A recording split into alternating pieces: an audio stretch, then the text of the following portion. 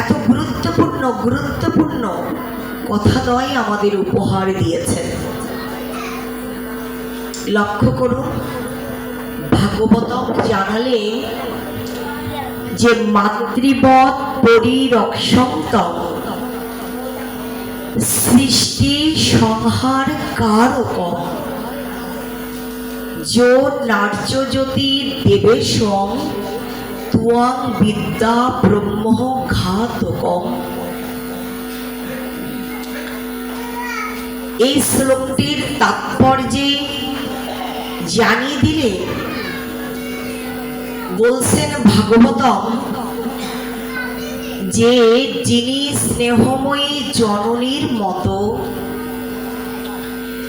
যিনি মমতাময়ী মায়ের মতো করে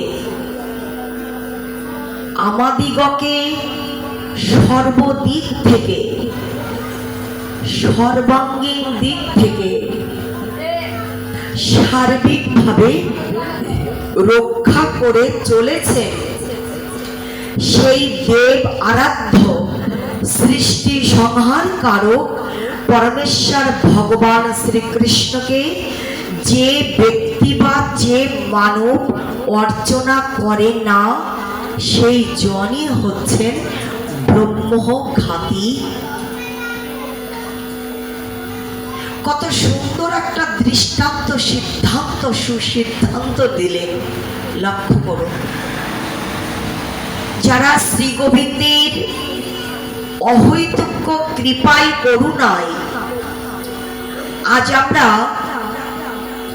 মাতৃত্বের স্বাদ গ্রহণ করেছি, যারা আমরা মাতা হতে পেরেছি, জননী হতে পেরেছি,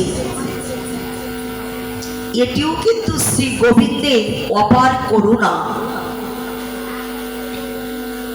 বিবাহের পরে বিবাহ যজ্ঞমণ্ডপ পরিগ্রহ করার পর আমরা যারা সন্তান ধারণ করেছি গর্ভে, সন্তানকে জন্মদান করেছি, জন্ম দিয়েছি, যারা মাতা হতে পেরেছি, যারা জননী মা হয়েছি, যারা, এটাও কিন্তু শ্রী ভগবানের অপার করুণা।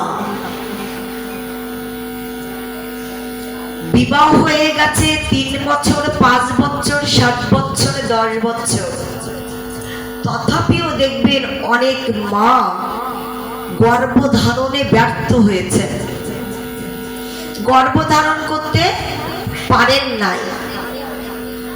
কত মানত, কত দান, কত ধ্যান, কত যজ্ঞ, কত ব্রত, কত তপস্যা, কত উপবাস, কত কত আয়োজনের ভূমিকায় অংশগ্রহণ করছেন, তথাপিও তারা মাতা হতে পারছেন না।